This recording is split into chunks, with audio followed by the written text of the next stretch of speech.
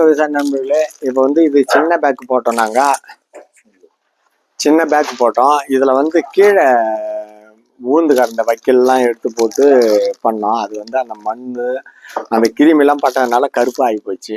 அதுக்கு தான் இதுக்கு வந்து முக்கியமாக சுத்தமாக செய்யணும். சுத்தமாக செய்யலைன்னா இது மாதிரி தான் ஆகிடும். நீங்கள் இனிமேட்டு பயம் பத்திரமா சுத்தமாக செய்யணும். சுத்தமாக செய்யலைன்னா இந்த பிரச்சனை தான் வரும்.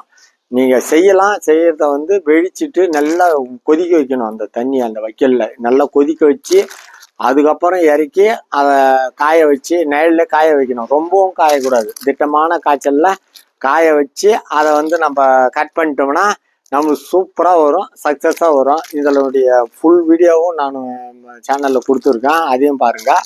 இது நான் போட்டது வந்து அந்த பேக்லாம் சூப்பராக இருக்குது பாருங்கள். அதெல்லாம் வந்து கீழெல்லாம் உழாத்து அதை சுத்தமாக வச்சதுனால அது நல்லா இருக்குது. இது வந்து கீழே ஊந்ததில் எடுத்து வச்சதுனால இந்த ஃபால்ட்டு இதான் எங்கள். ஏன்னா உங்களுக்கு தெரிவிக்கிறதுக்காக நான் சொல்கிறேன். நான் எப்பயுமே இதில் வந்து சானிடைசர்லாம் கையில் போட்டுக்கின்னு செய்யணும்.